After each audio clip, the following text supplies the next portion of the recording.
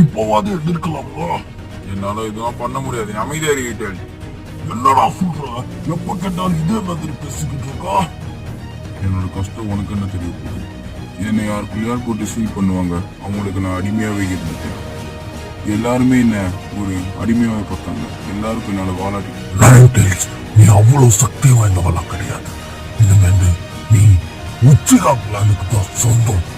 ஒண்ணு லாக் பண்ணி நான் இட்டு போறேன். நீ ரொம்ப சக்தி வாய்ந்தவ. அதனால நான் உன்னை லூஸ் பண்ண விரும்புறேன். நான் எனக்குள்ளேயே லாக் பண்ணி சீல் பண்ணிக்கிறேன். இப்படித்தான் எல்லாரும் என்ன அவங்கக்குள்ள போட்டு லாக் பண்ணி சீல் பண்ண நினைச்சாங்க. நீயும் கோபத்தோட இருக்க, நானும் கோபத்தோட இருக்கேன். நான் என் வயிற்றுக்குள்ள நீ இந்த உடம்புல பாரு. அதுக்கப்புறம் என்ன இந்த சின்ன பையனோட உடம்புல சீல் பண்ணாங்க. ஆனா இந்த பையன் நான் உன்னை ஒரு தடவையா சந்திக்கணும். நீ நான் பேசணும்னு நான் ஆசைப்படுறேன்.